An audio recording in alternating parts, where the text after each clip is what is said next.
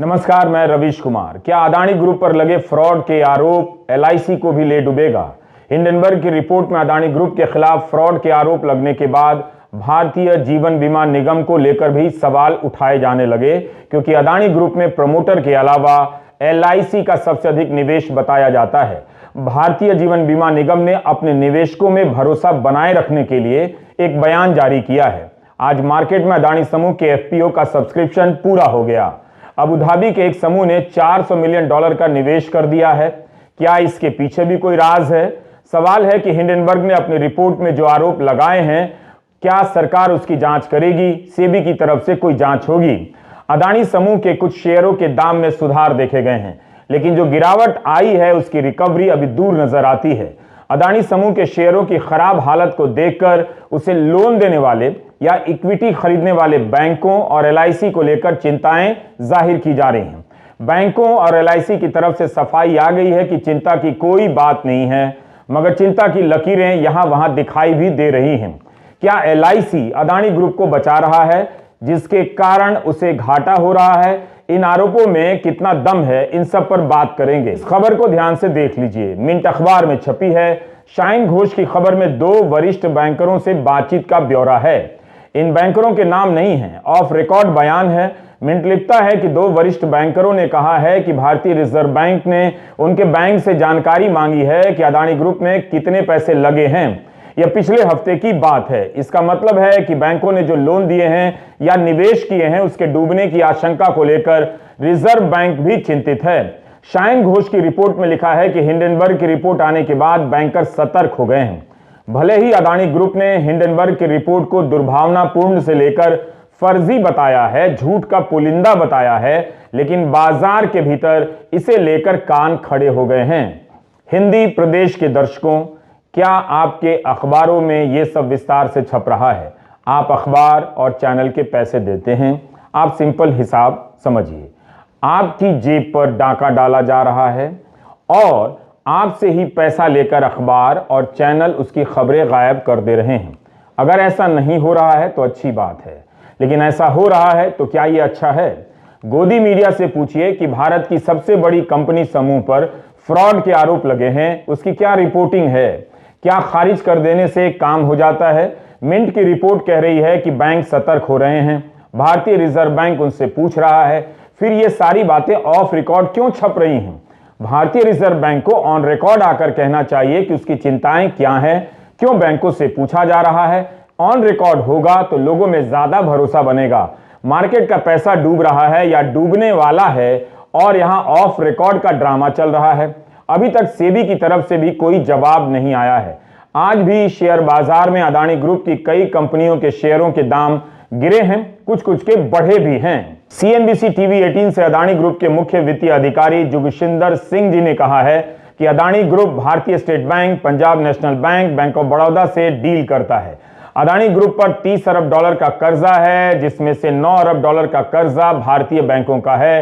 प्रतिशत के हिसाब से भले ही विदेशी संस्थाओं ने अदानी ग्रुप को ज्यादा लोन दिए या किसी और रूप में निवेश किए हैं, लेकिन भारत के सरकारी बैंकों की हिस्सेदारी इतनी भी मामूली नहीं लगती कि हम फिक्र ही ना करें। खबरें छपी हैं कि पिछले 2-3 सालों से अदानी समूह को दिया गया भारतीय बैंकों का लोन घटता जा रहा है और जीवन बीमा इस ग्रुप के शेयर खरीदता जा रहा है। तो भारतीय बैंकों का लोन कम हुआ, मगर एक भारतीय कंपनी की इसमें हिस्सेदारी बढ़ती चली गई, उसके शेयरों को खरीदती चली गई। क्या इसे किसी पैटर्न के रूप में देखा जा सकता है कि लोन का हिस्सा कम कर निवेश का हिस्सा बढ़ा दिया जाए? हम इन मामलों के विशेष जानकार तो नहीं हैं, इसलिए सहज बुद्धि से सवाल कर रहे हैं। वैसे अदानी ग्रुप संकट में आया तो उसे लोन देने वाली विदेशी संस्थाएं भी संकट में आ सकती हैं और तब यह भारत की छवि के लिए अच्छा नहीं होगा। इन विदेशी संस्थाओं ने इसी भरोसे लोन दिया होगा कि भारत की कंपनी है तो नियम कानून से चलती होगी, कोई फ्रॉड हो ही नहीं सकता। हिंडनबर्ग की रिपोर्ट के आने के बाद जिस तरह से पहले की कंपनियां बर्बाद हुई हैं, अगर वैसा कुछ हो गया तो क्या भारतीय बैंक या विदेशी संस्थाएं इस झटके को बर्दाश्त कर पाएंगी? क्या इसीलिए भारतीय रिजर्व बैंक ने बैंकों से उनके लोन का हिसाब पूछा है, जिसकी रिपोर्ट मिंट में छपी है? अगर भारतीय बैंकों पर किसी भी तरह का खतरा है तो भारत पर यह हमला बाहर से नहीं हुआ है, अंदर से हुआ है। क्या इसलिए भी अदानी ग्रुप को अज्ञात तरीके से बचाने की चर्चाएं चल रही हैं और चलती रहेंगी, मगर तथ्य कभी सामने नहीं आएंगे कि यह सत्य है या झूठ है। अदानी ग्रुप हमेशा ऐसी बातों को गलत बताता रहा है। सवाल है कि अदानी ग्रुप की कंपनी का रिकॉर्ड इस तरह का क्यों है, उसकी साख ऐसी क्यों है कि एक रिपोर्ट भर से शेयरों के दाम 4 दिन से गिरते ही चले जा रहे हैं। क्या यह भारत पर भीतर से हमला नहीं है? क्या ऐसी कमजोर कंपनियों के सहारे भारत आर्थिक जगत में अपना सीना फुला रहा है, जो एक रिपोर्ट के आने भर से भारत पर हमला चिल्लाने लग जाती हैं और उनके शेयरों के दाम गिरने लग जाते हैं? Do you get my point? Punjab national bank के मुख्य कार्यकारी अधिकारी AK गोयल का मिंट में बयान छपा है कि उनके बैंक ने अदानी ग्रुप को 7,000 करोड़ रुपए के कर्ज दिए हैं। CNBC TV 18 को भारतीय स्टेट बैंक ने भी कहा है कि रिजर्व बैंक जितनी इजाजत देता है उससे बहुत ही कम स्टेट बैंक ने अदानी ग्रुप को लोन दिया है या किसी तरह का निवेश किया है। बैंक पूरी तरह से सुरक्षित हैं। स्टेट बैंक के प्रबंध निदेशक ने CNBC TV 18 से कहा कि अदानी ने जो भी खरीदा है उसमें भारतीय बैंकों की हिस्सेदारी नहीं है, एक्विजिशन में विदेशी बैंकों या संस्थाओं की है। CNBC TV 18 की रिपोर्ट में लिखा है कि भारतीय स्टेट बैंक ने यह नहीं बताया है कि अदानी ग्रुप पर बैंक का कितना लोन है। हांगकांग के capital markets and investment group CLSA का हवाला देते हुए अखबार ने लिखा है कि अदानी ग्रुप की चोटी की 5 कंपनियों पर 2 लाख करोड़ से अधिक के उधार हैं। भारतीय बैंकों ने 81,000 करोड़ से ज्यादा के लोन दिए हैं। स्टेट बैंक ने कहा है कि हम बिल्कुल भी चिंतित नहीं हैं। CLSA ने भी कहा है कि भारत के सरकारी बैंकों के लोन की हिस्सेदारी बहुत ही कम है, यानी विशेष चिंता की बात नहीं। भारत के सरकारी बैंक चिंतित नहीं हैं और भारतीय बैंकों ने अपनी क्षमता की सीमा से कम ही लोन दिए हैं। आपको एक पुरानी खबर की याद दिलाना चाहता हूं इसी बात पर। 2011 के साल में इसी तरह एक और रिपोर्ट आई थी, तब विजय माल्या ने भी खंडन कर दिया था। आज विजय माल्या कहां हैं आप जानते हैं? 16 सितंबर 2011 के टाइम्स ऑफ इंडिया की यह खबर आप देख लीजिए। उस वक्त कनाडा की एक रिसर्च कंपनी वेरिटास ने इसी तरह की रिपोर्ट प्रकाशित की थी कि किंगफिशर एयरलाइंस अपने रिकॉर्ड ठीक से नहीं बताती है। कंपनी के बही खाते में कई सारी गड़बड़ियां दिखाई पड़ती हैं। अपने कर्जे को यह कंपनी कम बताती है। तब विजय माल्या ने ठीक वही कहा जो आज अदानी ग्रुप ने कहा है। इसे दुर्भावनापूर्ण और सनसनीखेज बताया था। विजय माल्या ने तब भारत पर हमला नहीं कहा था, अदानी ने इसे भारत पर हमला बोला है। अगर उस समय विजय माल्या कनाडा की कंपनी की इस रिसर्च को भारत पर हमला बताते तब क्या होता? आज माल्या फरार हैं, उन्हें सरकार भारत की जेल में डालने के लिए जाने कितने साल से मुकदमा ही लड़ रही है। वेरिटास कंपनी की रिपोर्ट आखिर सही साबित हुई। आज आप किसी भी एयरपोर्ट पर जाइए, किंगफिशर नाम की हवाई जहाज कंपनी का अता पता नहीं मिलेगा। विजय माल्या का इतिहास आपके सामने है। भारतीय इतिहास के किस चैप्टर में आप विजय माल्या के बारे में पढ़ाएंगे? क्योंकि ये जनाब तो भारत से ही भाग गए हैं। पता चला कि ब्रिटेन के इतिहास के चैप्टर में पढ़ाए जा रहे हैं। ब्रिटेन दावा करने लगा है कि यह आदमी भागकर हमारी कंट्री में आया है, तो ब्रिटेन की हिस्ट्री के चैप्टर में होगा। जब अदानी ग्रुप ने हिंडनबर्ग की रिपोर्ट को भारत पर हमला कहा है, तब ऐसे में सेबी नाम की संस्था क्यों चुप है? उसे सार्वजनिक बयान देना चाहिए था। जब बैंक सार्वजनिक रूप से जवाब दे रहे हैं, भारतीय जीवन बीमा निगम ने बयान जारी किया है, तब सेबी क्यों चुप है? एक तरफ सेबी की चुप्पी पर सवाल उठ रहे हैं और दूसरी तरफ खबर आती है कि अडानी के शेयर ज्यादा ना गिरें, इसके लिए सर्किट लिमिट को 20% से 10% कर दिया गया है। हिंदी में ऐसे समझिए, सीधे पाताल लोक में ना चले जाएं, इसलिए उसके पहले एक फ्लोर और जोड़ दिया गया है। यानी अब एक दिन में अडानी के शेयर 10% से अधिक नहीं गिरेंगे तो हाहाकार भी कम मचेगा। दुनिया के अमीरों में अडानी तीसरे नंबर पर थे। कुछ दिन पहले तक फोर्ब्स पत्रिका ये सूची बनाती है। जब से हिंडनबर्ग की रिपोर्ट आई है, अडानी तीसरे नंबर से 11वें नंबर पर आ गए हैं। 24 जनवरी को हिंडनबर्ग की रिपोर्ट आती है और 2 दिन के भीतर 51 अरब डॉलर की पूंजी हवा हो जाती है। सोमवार के दिन गिरावट के बाद रॉयटर ने लिखा कि 70 अरब डॉलर यानी 5,70,000 करोड़ से भी अधिक की पूंजी हवा हो गई। किसी की पूंजी का भाव इतना कम हो जाए, वो भी फ्रॉड के आरोप लगने के बाद, हर तरह से चिंता की बात है। फोर्ब्स की सूची देख रहा था, इसमें आज अडानी और अंबानी आगे पीछे नजर आए। इसी तरह अडानी ग्रुप के शेयरों में गिरावट आती गई तो एक बार फिर से अंबानी उनसे आगे निकल सकते हैं। क्या तब अंबानी पार्टी देंगे और इसे भारत की जीत बताएंगे? भारत पर यह कैसा हमला है कि एक भारतीय अदानी नीचे की तरफ सरकते जा रहे हैं और एक भारतीय अंबानी ऊपर की तरफ उठते नजर आ रहे हैं? यह हमला हो रहा है या झूला झुलाया जा रहा है? I do not want to speak in English again and again, you understand on your own. क्या विपक्ष जीवन बीमा और बैंकों की पूंजी को लेकर बेवजह शोर कर रहा है? सीपीएम ने तो हिंडनबर्ग की रिपोर्ट के बाद उच्च स्तरीय जांच की मांग की है। अदानी ग्रुप ने इन आरोपों को हमेशा ही गलत बताया है, इनका खंडन किया है। कांग्रेस के प्रवक्ता जयराम रमेश ने एक लंबा बयान जारी किया है और कहा है कि वित्तीय प्रणाली का स्तंभ माने जाने वाले एलआईसी और एसबीआई जैसे वित्तीय संस्थानों के अडानी समूह के साथ उच्चतम स्तर के जोखिमपूर्ण लेन देन का वित्तीय स्थिरता और करोड़ों भारतीयों की बचत राशि पर दुष्प्रभाव पड़ सकता है। एक जिम्मेदार विपक्षी दल के रूप में कांग्रेस पार्टी का यह दायित्व है कि वह सेबी और आरबीआई से वित्तीय प्रणाली के प्रबंधक के रूप में अपनी भूमिका का प्रभावी रूप से निर्वहन करने और व्यापक जनहित को ध्यान में रखते हुए इन आरोपों की जांच करने का आग्रह करे। तेलंगाना के आईटी मंत्री केटी रमा राव ने भी कहा है कि यह सवाल बेहद गंभीर है। क्यों जीवन बीमा का 77,000 करोड़ और स्टेट बैंक ऑफ इंडिया का 80,000 करोड़ रुपया अदानी समूह में लगा हुआ है? किसके कहने से ऐसा किया गया? इस पूरे एपिसोड में किसकी भूमिका रही होगी? तृणमूल सांसद महुआ मोइत्रा ने जून 2021 में सेबी को पत्र लिखा था और कहा था कि अदानी ग्रुप में जिन विदेशी कंपनियों का पैसा लगा हुआ है वो किनका पैसा है, इसकी कोई ठोस जानकारी नहीं है। ना ही उन कंपनियों ने कई सालों में अदानी के स्टॉक में लेन देन किया है।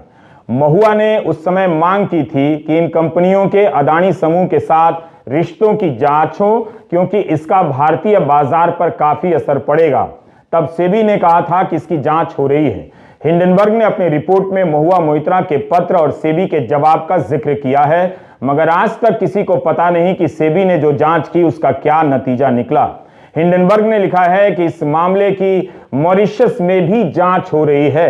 जून 2021 के इस पत्र का संदर्भ यह है कि उस वक्त अदानी एंटरप्राइजेस के शेयरों के दाम गिर गए थे। तब सवाल उठा कि ऑफशोर फंड को फायदा हुआ है, उन्होंने अपने पैसे निकाल लिए हैं। महुआ मोइत्रा ने पूछा था कि कौन है जिसे फायदा हो रहा है। तब सेबी ने जवाब दिया कि जांच चल रही है और अभी किसी तार्किक नतीजे पर नहीं पहुंची है। यह खेल तो होता ही है कि एक बार शेयरों के दाम चढ़ाकर गिरा दिए जाते हैं और फायदा कमा लिया जाता है। यही आरोप अदानी ग्रुप ने हिंडनबर्ग की रिपोर्ट पर भी लगाए हैं। महुआ मोइत्रा ने यही आरोप उस समय लगाया था कि ऑफशोर फंड किसका है जो अदानी ग्रुप के शेयरों के दाम चढ़ाकर और फिर गिराकर फायदा कमा गया। तृणमूल सांसद महुआ मोइत्रा ने 30 जनवरी को फिर से सेबी को पत्र लिखा है। उन्होंने ट्वीट करते हुए लिखा है कि सेबी के अलावा यह पत्र वित्त मंत्री, ईडी, डीआरआई, सीबीडीटी को भी लिखा गया है और अदानी ग्रुप की कंपनियों की जांच की मांग की गई है। पैसे को गोल गोल घुमाकर राउंड ट्रिपिंग के जरिए मुनाफा कमाने के आरोप लगाए गए हैं। संदिग्ध विदेशी निवेश के भी आरोप हैं। इन सब की जांच की मांग महुआ मोइत्रा ने अपने पत्र में की है। महुआ ने लिखा है कि क्या कोई सुन भी रहा है या सब शीशे के घर में बंद हो गए हैं जहां आवाज नहीं पहुंच रही है। महुआ मोइत्रा इस पत्र में कह रही हैं कि अदानी समूह ने हिंडनबर्ग को जवाब में कह दिया है कि ये निराधार हैं, झूठे इल्जाम हैं, जिन्हें भारत के सुप्रीम कोर्ट ने, उच्चतम न्यायालय ने खारिज कर दिया है। महुआ ने कहा है कि हमें आज तक नहीं पता कि इन स्टॉक का मालिक कौन है, किसे ये फायदा पहुंचाते हैं और इनका इतिहास क्या है। इनका इतिहास क्या है? आज जब देश को सही इतिहास के नाम पर फर्जी इतिहास पढ़ाया जा रहा है, तब किसे फुर्सत है कि इस तरह के निवेशकों के इतिहास की जांच करे। एक सांसद के तौर पर महुआ मोइत्रा ने इन संदर्भों को लेकर संसद में कई बार सवाल उठाए हैं। 19 जुलाई 2021 को वित्त राज्य मंत्री ने जवाब भी दिया कि सेबी और डीआरआई, हिंदी में राजस्व आसूचना निदेशालय, अदानी समूह की कुछ कंपनियों की जांच कर रहा है। तो उस जांच का क्या नतीजा निकला? 2 साल हो गए, कुछ तो निकलना ही चाहिए और इस वक्त बताना भी चाहिए। इसलिए महुआ मोइत्रा के सवालों को ध्यान से सुनिए। महुआ ने अपने पत्र में कहा है कि अदानी सीएफओ के स्टेटमेंट से ऐसा लगता है कि सेबी ने अपनी जांच खत्म कर ली है और अगर ऐसा हुआ है तो लग रहा है कि अदानी ग्रुप कोर्ट में जीत गया है और सब इल्जाम खारिज हो चुके हैं। या सेबी ने उन्हें बरी कर दिया है? मैं पूछना चाहती हूं कि कब यह जांच पूरी हुई, क्या बातें सामने निकल कर आईं, क्या कार्रवाई हुई है, कोर्ट में क्या भेजा गया है और कब भेजा गया है? अब आपको समझ आ रहा होगा कुछ कुछ। क्या महुआ मोइत्रा ने भी अदानी ग्रुप में निवेश को लेकर पत्र लिखकर भारत पर हमला कर दिया? महुआ ने यह भी पूछा है कि जांच अगर पूरी नहीं हुई तो अदानी ग्रुप को एफपीओ लाने की अनुमति कैसे मिल गई, जिसके जरिए यह समूह निवेशकों से 20,000 करोड़ रुपए मांग रहा है? क्या इसकी जानकारी अदानी ग्रुप ने मार्केट को दी है? तो ये सब सवाल हैं। सेबी इन प्रश्नों के जवाब दे सकती है, देना चाहिए। अब आपको फिर से फ्लैशबैक में ले जा रहा हूं। 6 अक्टूबर 2021 को पेंडोरा पेपर सीरीज नाम से इंडियन एक्सप्रेस में खबरें छपती हैं। इंडियन एक्सप्रेस ने उस वक्त लिखा था कि अदानी के बड़े भाई विनोद अदानी साइप्रस नाम के लघु देश के नागरिक हैं, दुबई में रहते हैं। पेंडोरा रिपोर्ट में विनोद अदानी की कंपनी हिबिस्कस आरी होल्डिंग्स लिमिटेड का नाम आया था। भारत जैसे विश्वगुरु लेवल के देश छोड़कर विनोद अदानी साइप्रस की नागरिकता लेते हैं, रहते दुबई में हैं। यह उनकी मर्जी हो सकती है। उनके बेटे अदानी ग्रुप की एक कंपनी के प्रबंध निदेशक हैं और अदानी एंटरप्राइजेस के निदेशक हैं। अदानी समूह ने 413 पन्नों के अपने जवाब में कहा है कि विनोद अदानी के पास उनके ग्रुप का कोई पदभार नहीं है और ना ही रोजमर्रा के काम में कोई हस्तक्षेप है। हिंडनबर्ग ने अपनी रिपोर्ट में इल्जाम लगाया है कि विनोद अदानी की मॉरिशस में 38 शेल कंपनियां हैं जो अदानी की लिस्टेड और प्राइवेट कंपनियों में अरबों डॉलर का लेन देन करती हैं। यहां तक कि अदानी ग्रुप के मुख्य वित्तीय अधिकारी जोगिशिंदर रॉबी सिंह जी भी ऑस्ट्रेलिया के नागरिक बताए गए हैं। मिंट अखबार ने अपने साक्षात्कार में लिखा है कि जोगिशिंदर ऑस्ट्रेलिया के नागरिक हैं। इनके पास पीआईओ कार्ड है, पर्सन ऑफ इंडियन ओरिजिन का कार्ड।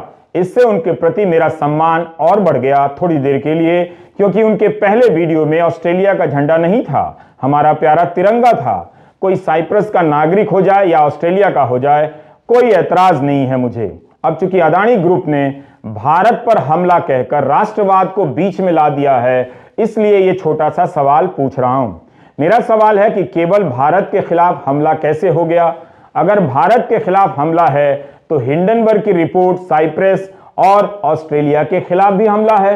अपना डेटा बचाइए, सारा डेटा रील्स और गाने सुनने में खर्च ना करें। इस तरह के लंबे वीडियो देखा करें, ठहर कर सोचा करें, तब समझ में आएगा कि आपका डिब्बा कैसे गोल हो रहा है।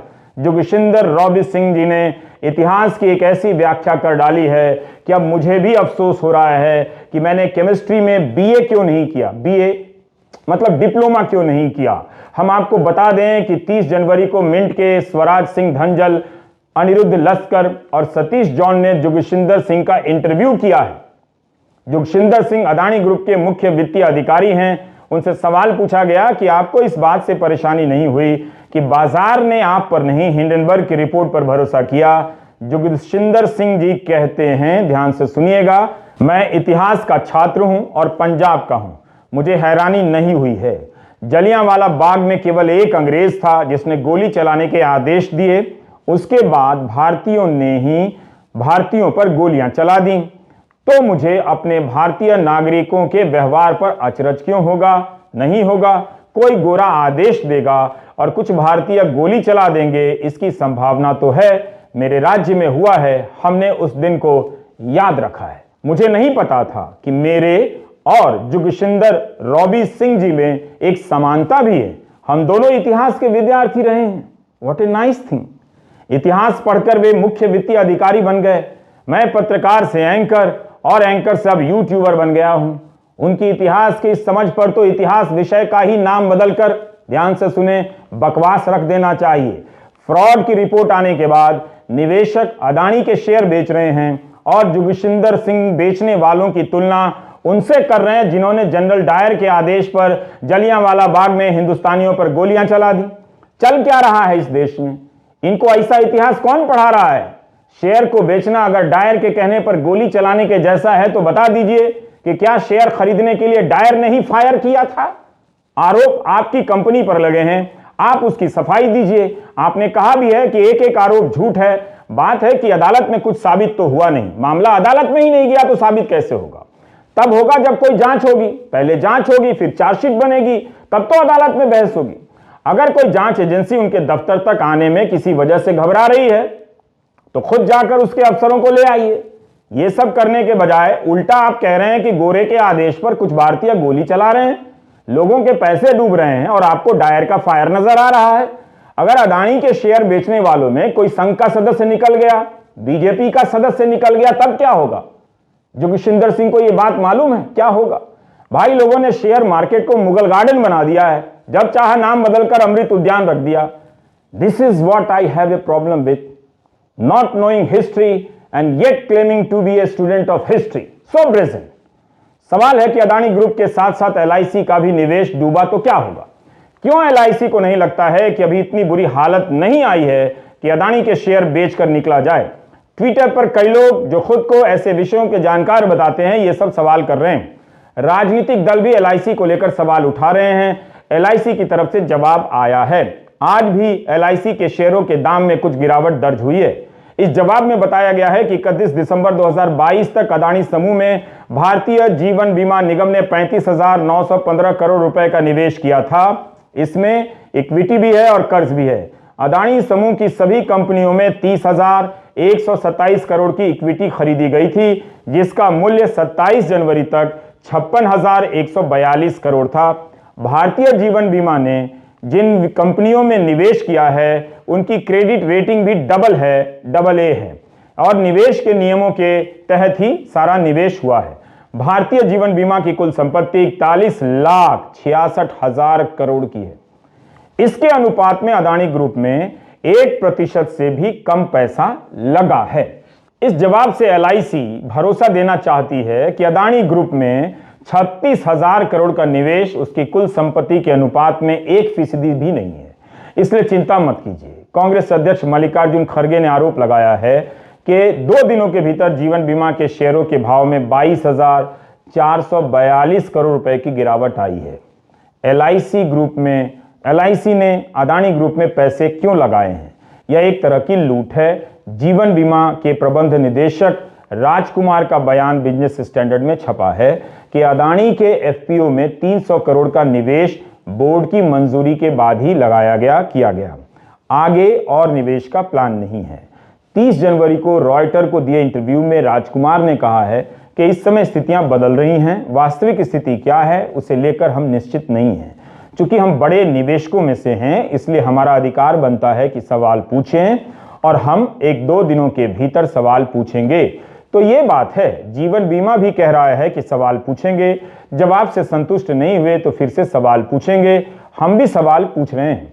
क्या इन सवालों और जवाबों की जानकारी आम जनता को दी जाएगी? जीवन बीमा के निदेशक ने कहा है कि लंबे समय की सोचकर आगे चला जाता है, बशर्ते कोई बुरे हालात पैदा ना हो जाएं। इससे ज्यादा क्या बुरे हालात होंगे जब खबरें छप रही हैं कि जीवन बीमा के शेयरों में भारी गिरावट आई है। 28 जनवरी को इंडियन एक्सप्रेस के संदीप सिंह ने लिखा कि अदानी समूह में सबसे बड़ा निवेश भारतीय जीवन बीमा का है। इस कंपनी में उसके निवेश का मूल्य 72,193 करोड़ से घटकर 55,565 करोड़ का हो गया। 2 दिनों में 22% की गिरावट हो गई। यही नहीं, भारतीय जीवन बीमा निगम के अपने शेयरों के दाम भी 2 दिनों में 5.2% गिरे हैं। अलग अलग मीडिया रिपोर्ट में जीवन बीमा के घाटे को 18,000 से लेकर 24,000 करोड़ तक का बताया गया है। यह भी पुराना आंकड़ा है। पिछले 2 दिनों की गिरावट का इसमें हिसाब शामिल नहीं है। आखिर भारतीय जीवन बीमा निगम ही क्यों अदानी ग्रुप में सबसे बड़ा निवेशक है? क्या अदानी ग्रुप में निवेश की समझ केवल एलआईसी के पास ही है? दूसरे निवेशकों के पास ये समझ नहीं है? आज अदानी ग्रुप के साथ साथ सबसे ज्यादा नुकसान उठाने वाली कंपनी में एलआईसी भी है। उसे one of the biggest losers कहा जा रहा है। शेयर बाजार में शेयरों के दाम गिरते चढ़ते रहते हैं, मगर एक कंपनी के रिसर्च पर भारत की इतनी बड़ी कंपनी के शेयरों के दाम इस तरह गिरने लग जाएं, यह कोई छोटी बात नहीं है। अगर यह रिपोर्ट नहीं आती तो बाजार में ऐसा कुछ भी माहौल नहीं था कि अदानी ग्रुप के शेयरों के भाव में कई लाख करोड़ की गिरावट आ जाती। कुछ दिनों तक बजट की चर्चा होगी। इस चर्चा की आंधी में यह मामला किसी सूखे पत्ते की तरह उड़कर किनारे लग जाएगा। हिंडनबर्ग ने शॉर्ट सेलिंग से जो कमाना था कमा लिया होगा, लेकिन जो आरोप सबके सामने रख दिए गए हैं उसका सामना इतना बड़ा देश क्या इस तरह से किनारे लगाकर करेगा या सामने आकर जांच करेगा और सवालों के जवाब ढूंढेगा, आपको बताएगा। नमस्कार, मैं रवीश कुमार।